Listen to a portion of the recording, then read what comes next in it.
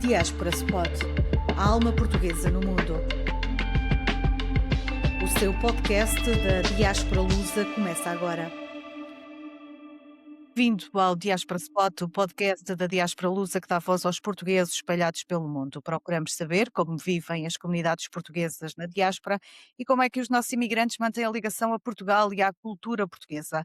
Hoje o nosso destino é Santiago, em Cabo Verde, é lá que vive Inês Mourão, é de Lisboa e coordena o programa de ação climática em Cabo Verde, apoiado pela cooperação luxemburguesa. Viva, Inês! E a minha primeira pergunta para si é: porquê Cabo Verde? Bom dia, Marta. Não sei quando é que as pessoas verão, mas pronto, um olá a esta comunidade. É um prazer estar aqui consigo hoje. E é um prazer poder, eu acho que, fazer um hino de amor a Cabo Verde e a Portugal. Países que andam de mãos dadas e que realmente têm uma história comum, muito vincada e um presente que também acaba por ser comum e partilhado.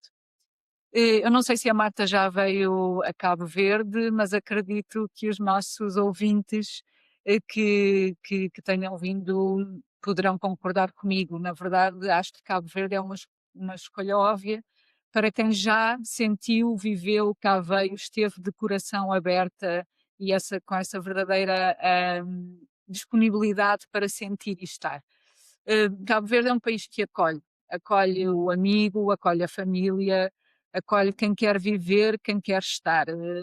E, portanto, eu já conhecia Cabo Verde há muito tempo, felizmente, já tinha a ocasião de ter cá passado muitas férias, de ter cá trabalhado, e, portanto, a resposta número um é as pessoas. Realmente, Cabo Verde tem um património humano, sabemos assim, digamos assim, riquíssimo, pessoas maravilhosas que realmente nos fazem sentir em casa muito facilmente. E portanto esse foi, claro, o primeiro. Depois, quando, claro, eu tinha um menino pequenino, quando tomei esta decisão, tenho o meu pai, tenho o meu companheiro e tomámos esta decisão em conjunto e, claro, os critérios que também pesaram foi muito a segurança e a governança. Cabo Verde é um país muito seguro, é um país que prima pelos direitos humanos e pela governança e, portanto, ainda há 2 indicadores que eu poderia trazer, um deles tem a ver com a percepção sobre a corrupção, saíram recentemente, e um outro que tem a ver com um índice de governação, o primeiro da Transparência Internacional, que mostra que Cabo Verde está na charneira em termos de percepção contra a corrupção e um país que realmente não tem tanto essas práticas. Aqui, curiosamente, Cabo Verde aparece ainda à frente de Portugal e, portanto, realmente mostra o potencial de Cabo Verde. O segundo, diga Marta. Não, não, continuo. E, portanto, o segundo também muito interessante, vemos que Cabo Verde aparece dentro da CLPLP como o segundo e que está no top 30 mundial de governação. E, portanto, é o único país africano com classificação a mais alta. E, portanto, aqui realmente isto mostra a visão do desenvolvimento de Cabo Verde.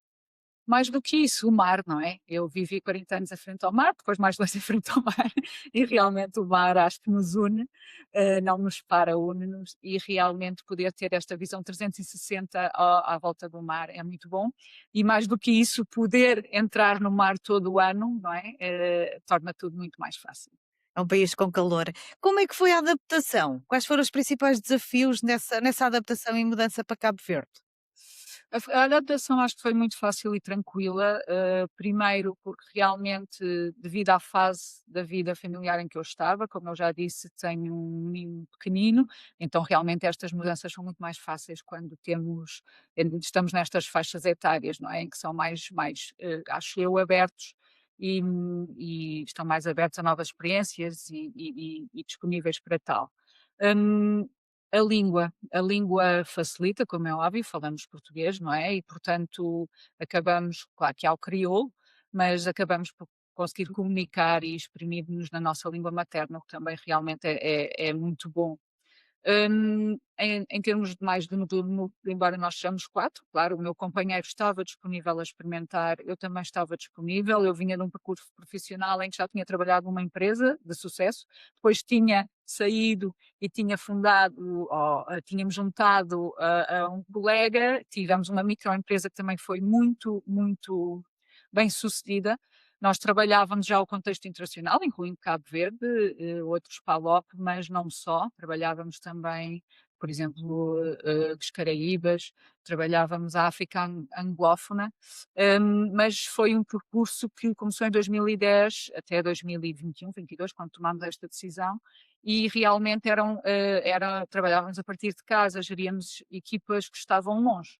Então, a determinada altura, eu já tinha esta necessidade de mais estrutura e, mais do que estrutura, uma necessidade de ter um projeto mais a médio prazo. Eu trabalhava o setor da cooperação, do desenvolvimento, e os ciclos destes projetos são ciclos muito curtos. Nós temos um prazo para apresentar uma candidatura, depois temos um prazo para pronto, ter essa avaliação, depois temos menos de 9 meses para implementar um projeto. Este ciclo projeto é um ciclo muito injusto e que não permite um real impacto. Eu voltava muitas vezes, tive a sorte de gostarem de mim, do meu trabalho, e voltava muitas vezes ao mesmo sítio, mas a verdade é que tínhamos sempre quase que recomeçar. Tive a sorte de me cruzar com a Luxdev, a agência de cooperação do Luxemburgo, que me contratou, e a minha equipa, para fazer aqui o Plano Nacional também de adaptação de Cabo Verde, portanto falamos de adaptação, mas aqui era a adaptação às alterações climáticas, e deparei-me com uma estrutura muito sólida em que as pessoas realmente são respeitadas nesta lógica de equilíbrio vida familiar, vida pessoal. E Está em Cabo Verde há quanto tempo? nós vivemos cá, vai fazer 4 anos agora em abril. E portanto, mas eu já vinha cá desde 2009 e vinha 3, 4 vezes por ano, sempre que podíamos juntávamos as missões às férias, e portanto tinha a sorte de, antes de virmos para cá viver, já conhecíamos 8 das 10 ilhas. E por incrível que pareça, as que não conhecíamos nem eram as mais óbvias, digamos assim. Não conhecíamos a Boa Vista, não é? Que grande parte dos turistas que vêm, nomeadamente Portugal, conhece, e não conhecia São Nicolau. Pronto, entretanto já conhecemos. E Mas diga, que diga, Ana. comunidade portuguesa encontrou aí? A comunidade portuguesa aqui realmente, eu não sei se sou vítima ou não do facto de já ter viajado muito e ter tido esta oportunidade de viajar, e talvez por as semelhanças serem tão, tão grandes, não sei se também tem noção quem nos ouve, mas grande parte dos cabo-verdianos têm dupla nacionalidade. Portanto, têm raízes em Portugal, vão estudar a Portugal, voltam, mas a comunidade cabo-verdiana, até a diáspora, é uma diáspora muito interessante, porque leva sempre e traz sempre Cabo Verde no coração, então acaba por vir, por investir no país. E, portanto, eu não sei, mas eu não vejo uma comunidade portuguesa ou uma comunidade cabo-verdiana. No Está fundo, misturada. somos muito misturada, realmente. E aqui eu vejo, tenho amigos cabo-verdianos, muitos, passo o Natal sempre numa família de acolhimento cabo-verdiana, desde que nós passamos sempre cá o Natal, desde que chegamos. Portanto, tenho amigos luxemburgueses, portugueses, cabo-verdianos, georgianos, guineenses, americanos, italianos, franceses.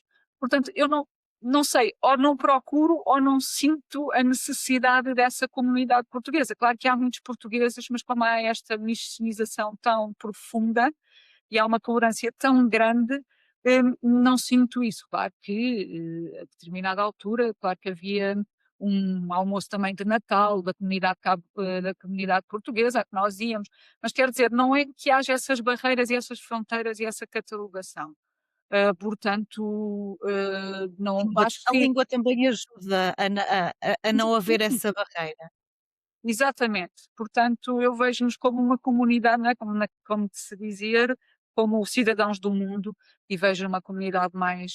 Temos uma ganesa com quem convivemos, e, portanto, não vejo realmente tanto essas diferenças, essa catalogação, chamemos E o que assim. é que a cativa mais? Já falou da questão do mar, um pouco também dos cabo-verdianos, mas o que é que a cativa mais para se manter aí há 4 anos e gostar tanto do país?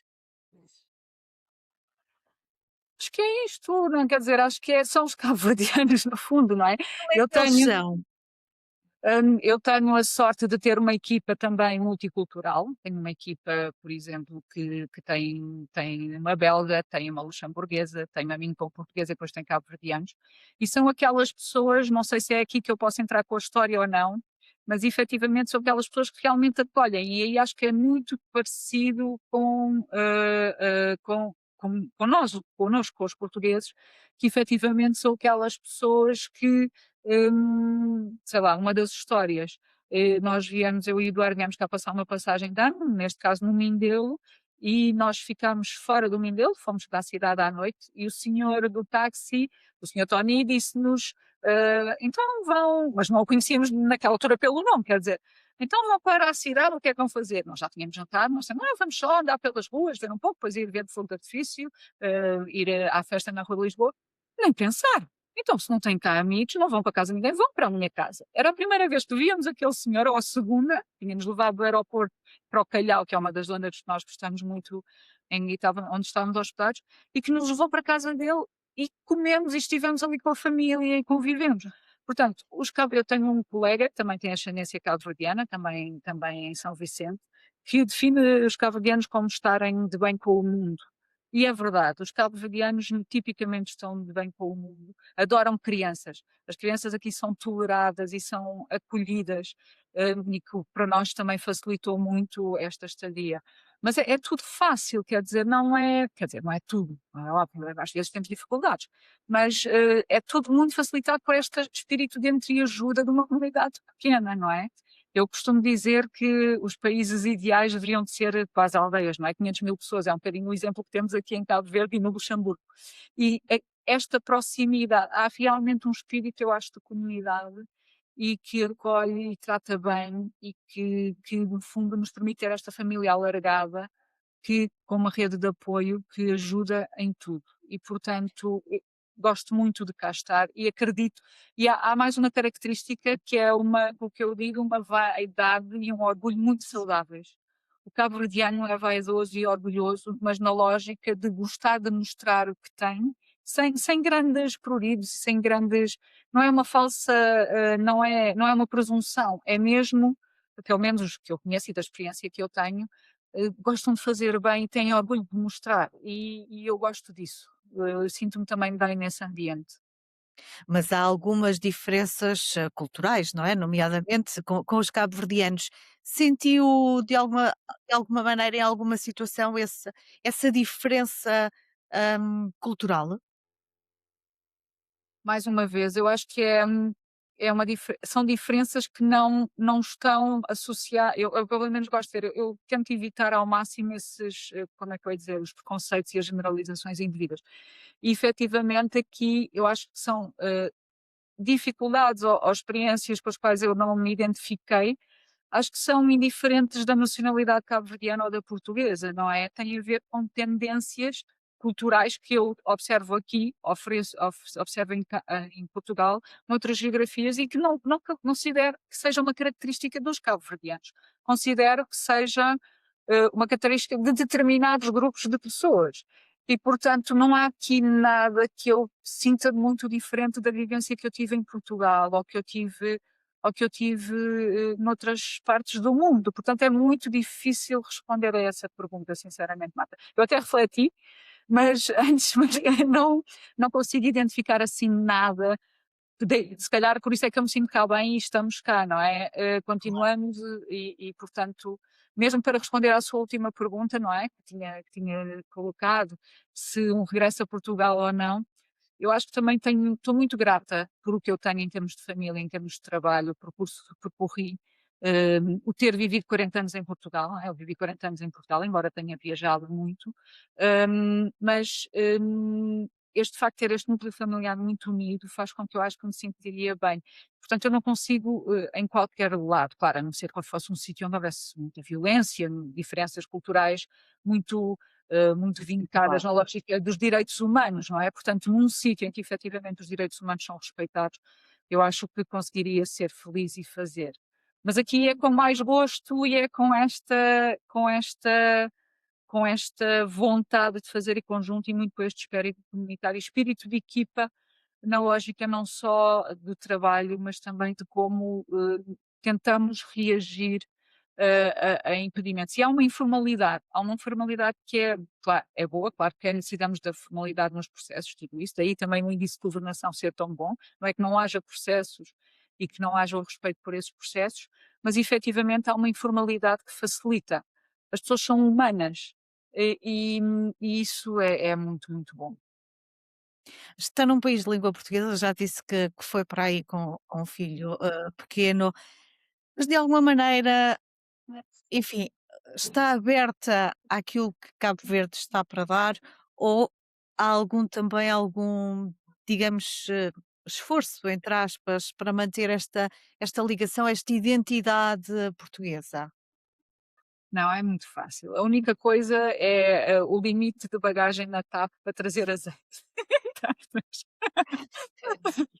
Nós não consumimos, pronto, pois é muito interessante, não é? Porque depois validamos, não queremos estes estereótipos, não queremos estas generalizações, mas validamos alguns clichês, não é? Portanto, a questão do chouriço e do vinho e das azeitonas e do pão, nós não bebemos vinho, mas sim, trazemos as azeitonas e trazemos o azeite, cozinhamos só com azeite. Mas eu acho que realmente eu tenho uma amiga alemã que me diz que trabalhámos juntas num processo de definição de um plano museográfico e museológico para um projeto que temos na Ilha do Sal, com o programa. E então estávamos a discutir um bocadinho quais é que seriam os públicos-alvo, porque tínhamos de escolher quais é que eram as línguas em que íamos ter a cenografia no que será a Casa do Clima, que brevemente estará aberta e disponível ao público. E ela é alemã, claro, desenvolver, defende muito os alemães porque querem saber e porque pronto, e também é um público, no turismo são muito importantes na Ilha do Sal, mas ela dizia-me, olha Inês, é tão engraçado porque é assim, os italianos quando vão a um museu gostam de ver coisas bonitas, os alemães estão dispostos a aprender, não sei, não, não, não, não. E os portugueses passam grande parte do tempo na cafetaria. E, portanto, realmente nós eu acho que gostamos muito da nossa comida e é uma das coisas que realmente mais nos faz falta. Não quer dizer que a cozinha cabo-verdiana e os restaurantes que não tenham, que existem aqui não tenham uma influência portuguesa, mas é diferente, não é? Não temos os vegetais, não temos a doçaria e, portanto, isto aqui acaba por remeter muito à gastronomia. Acabamos sempre por ir parar Não aí. há, enfim, há restaurantes portugueses aí em Ah, Santiago? e toda a cozinha ela é muito influenciada, por exemplo, mas nós, por exemplo, o Natal, a ceia de Natal, há bacalhau, mas não é o bacalhau cozido com o grão ou as couves. Aqui as couves, por exemplo, comem-se no dia de cinzas. Aqui um dos grandes feriados é as cinzas, que se comemoram no dia a seguir ao Carnaval, que se come peixe seco, acredito, e salgado, que acredito influenciado pelo bacalhau, as couves, os legumes cozidos. Mas, por exemplo, no Natal come-se o bacalhau lá com natas, com qualquer coisa, e depois come-se arroz de pato, e o arroz de pato tem, por exemplo, uma camada de queijo gratinado, que aquilo para mim não faz sentido, não é? Mas pronto, então são estas as dificuldades que são, quer dizer, não é esta dificuldade que nos faça, não é nada de interior e de nos revoltar, não é as entranhas, são estas ligeiras diferenças, mas existe uma grande influência da cozinha portuguesa na cozinha cabo-verdiana. Hum, a Inês está a coordenar este programa de ação climática, é uma área desafiante em Cabo Verde.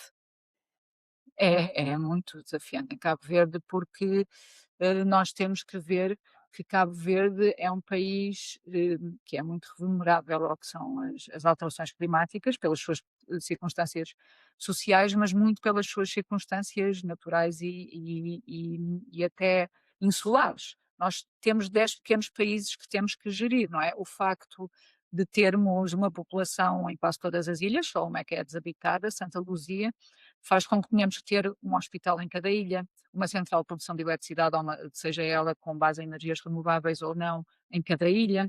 Temos que ter sistemas de redundância em cada ilha. Portanto, estamos a gerir, no fundo, 10 pequenos países. Isso faz com que haja uma fragmentação. Para além disso, estamos numa zona em que realmente já era propensa a secas e temos secas, cada vez estão mais prolongadas e que têm efeitos muito nefastos, mas mais do que isso temos um padrão de chuvas que havia uma época da chuva, não é, começava ali em julho, acabava em outubro, e que hoje em dia está mais desfasada, começa mais tarde, portanto a agricultura a adaptar-se a tudo isso, e que infelizmente está a vir mais, em espaços de tempo mais curtos e com mais intensidade. Acredito que também os nossos ouvintes tenham, ou espectadores, tenham também ouvido falar do que aconteceu em agosto, em São Vicente e noutras ilhas do Barlavento, em que realmente durante 2 horas choveu mais do que alguma vez tinha chovido e, portanto, o Erin, esta tempestade tropical, passou por cá e deixou um rastro de morte e de destruição.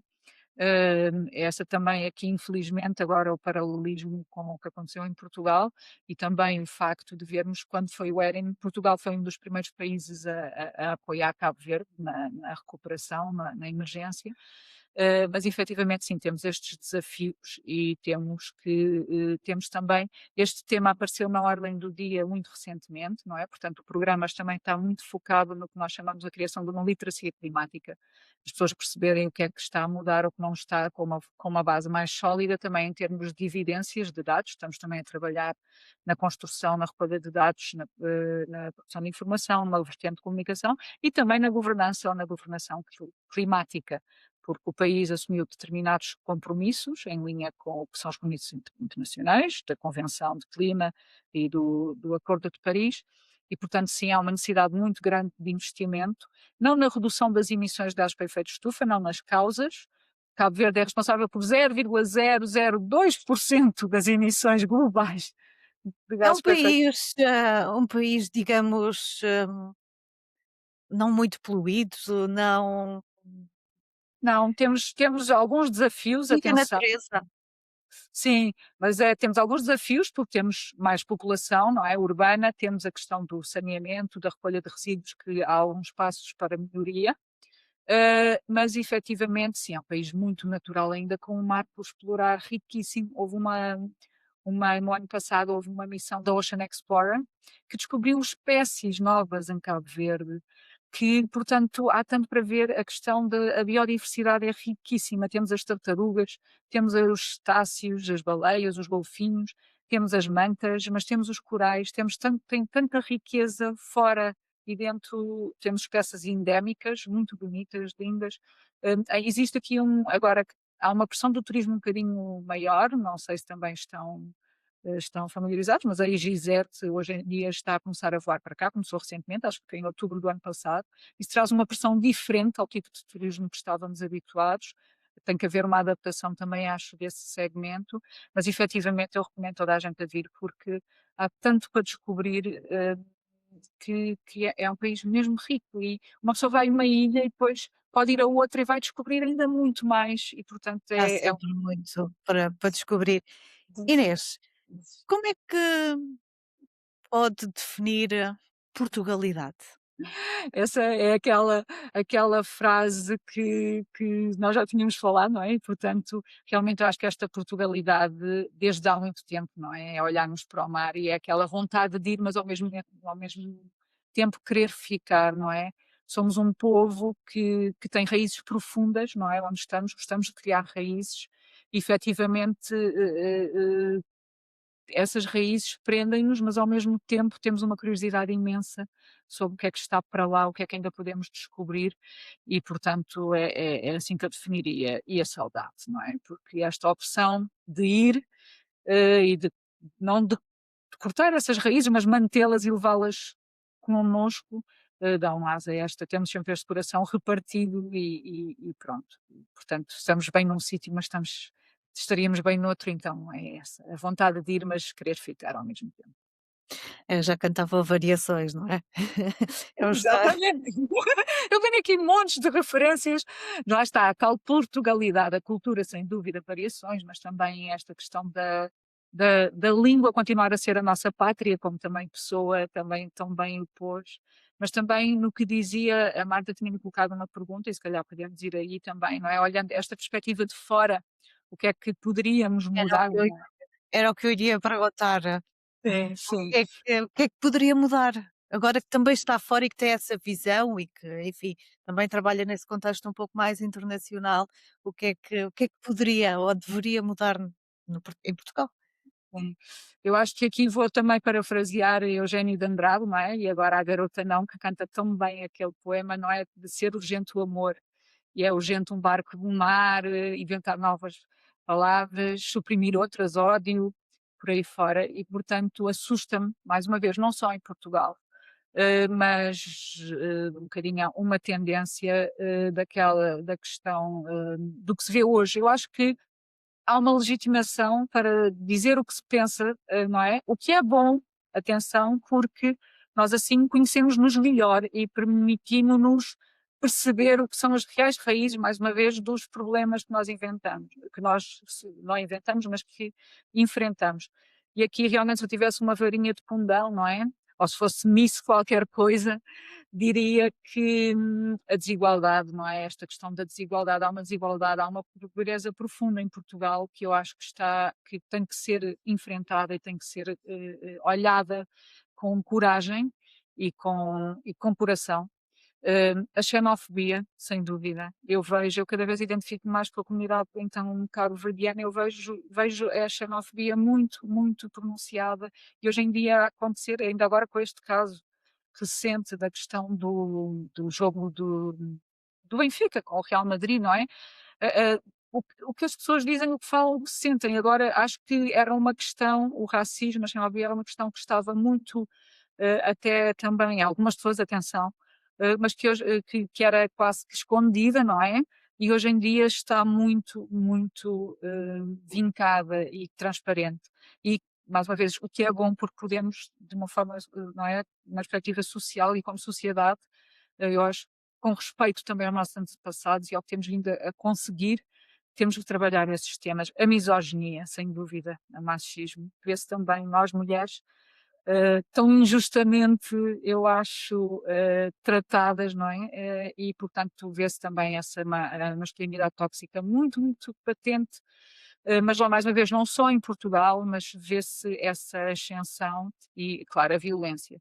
E no base disto tudo, claro, a tolerância, não é? Portanto, eu acho que, que são áreas que eu, mesmo individualmente, trabalho e gostaria de trabalhar mais, porque realmente temos problemas sociais que são muito, muito graves. E agora mais um clichê, eu acho que esta empatia é cada vez mais necessária para evoluirmos como seres humanos e como sociedades. E, portanto, aplico isto a Portugal como aplico ao mundo inteiro.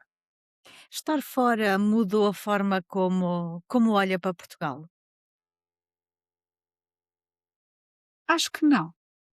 Sinceramente acho que não, porque a ligação a Portugal é tão grande, que nós quase que parece que estamos a viver numa outra geografia, mas com os laços a Portugal, porque mais uma vez temos aqui amigos portugueses, a cultura aqui é muito semelhante, vamos a Portugal frequentemente, e portanto não há um distanciamento assim tão grande. Acho que se estivesse em Portugal, se calhar ainda sentia mais estas questões que identifiquei há pouco, não é?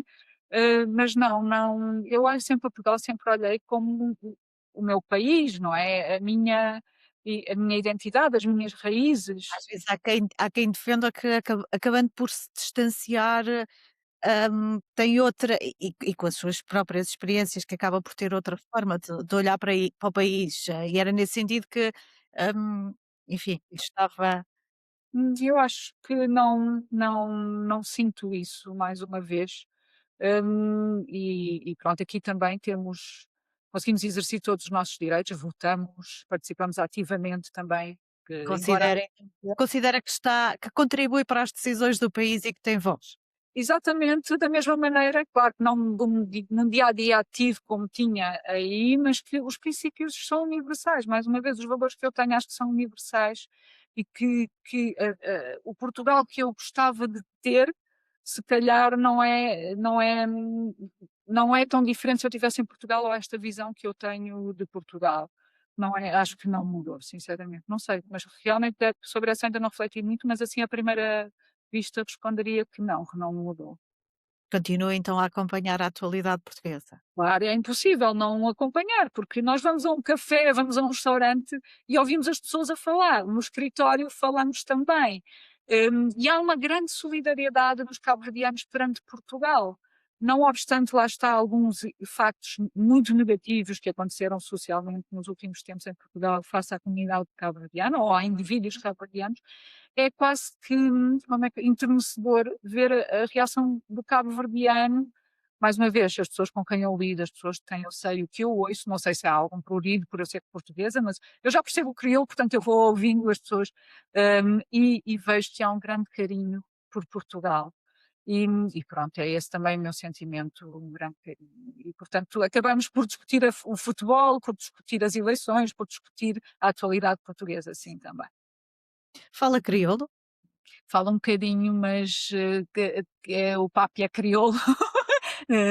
Sei, eu falo um pouco, mas ainda não me atrevo a ter uma conversa em crioulo. Eu gosto muito de estar assim a fingir que não ouço, para depois poder, aliás, a fingir que não percebo, para depois poder mostrar que percebo e assim conseguir também ter acesso a alguma informação, mas não é uma postura nunca intrusiva, mas sim, falo um bocadinho. O meu filho, claro, como todas as crianças, tem aquela apetência maravilhosa para aprender línguas e fala um crioulo badiou, que é o crioulo de Santiago perfeito. Alguma escola portuguesa? Agora que fala do ensino, Sim, escola portuguesa? sim, existe uma escola portuguesa que é a mais procurada aqui em Santiago, tem um polo também agora no Mindelo, é uma escola semipública, e que segue o currículo português, e depois existe um colégio português também, e pronto, aqui na praia acho que é isso em termos de oferta escolar, portuguesa.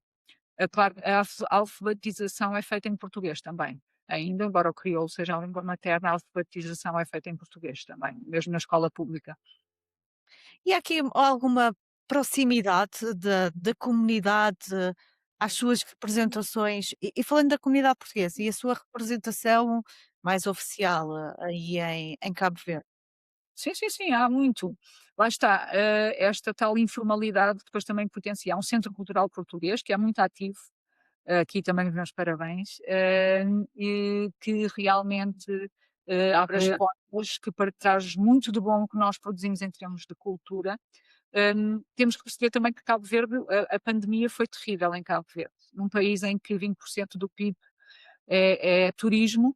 O facto de ter o país fechado foi dramático. Houve muitos negócios que fecharam, muitos pequenos empreendedores abandonaram a atividade, a questão a questão de restaurantes, música, tudo isso. E a cultura foi muito afetada. Eu noto, eu vinha cá, como disse, desde 2009, depois vim cá também durante a pandemia, várias vezes. Chorei uma vez que passei, nós estávamos em confinamento em Portugal, e estava a dar um passeio a pé à noite, depois do restaurante, do jantar, e passei por um café onde estava a ver música ao vivo, e as lágrimas escorreram-me, porque poder ouvir música ao vivo em plena pandemia não foi para todos, então, mas mesmo assim, a atividade cultural, então, como eu estava a dizer, ressentiu-se muito, e agora está a haver um novo ímpeto. E isso é muito bom, e aqui o Centro Cultural Português também tem um papel muito, muito importante nesse ímpeto, tem trazido cá artistas extraordinários, desde música, cinema, apoia também atividades mais, entre aspas, de promoção de artistas cabo-verdianos, de banda desenhada, sei lá, tanta coisa, portanto, realmente maravilhosos. E o consulado está sempre aberto para nós, fazem um trabalho extraordinário, portanto, sim, aqui acho que estamos muito bem servidos. Já falou um bocadinho sobre isso, mas, para terminar, Inês, pensa regressar a Portugal ou Cabo Verde? Será Não muito sabemos, caso? sinceramente, não sabemos. Eu vou ir agora em março, passamos aí sempre as férias do verão, uma temporada grande, vamos a vários sítios, vamos a Arcos de Valdevez para matar as saudades dos rios, que aqui não há rios. Vamos a Évora comer melhor, para mim, a melhor gastronomia portuguesa está no Alentejo. Temos também raízes, tenho um tio, tenho ainda uma avó que visito, que está quase centenária, e portanto sabemos que temos uma casa em Portugal, sabemos que poderemos voltar, que temos as portas abertas, mas não temos perspectivas de futuro. E não fazemos promessas, nunca fiz, é assim, portanto não sabemos mesmo. Ainda não tomámos nenhuma decisão, o meu projeto continua, tem mais 1 ano e meio quase de vigência, para já estamos de corpo e alma em Cabo Verde e estamos muito nesta, também mais um clichê de aproveitar o dia a dia, de viver o momento, viver o presente e não estar com grandes certezas, porque realmente o mundo também está tão incerto que preferimos ter aqui mais flexibilidade e não nos comprometermos, não sabemos. E viver o dia a dia em Cabo Verde, Inês Mourão, que vive então em Santiago, Diáspora Sport regressa na próxima semana à procura de alma portuguesa no mundo, num novo destino.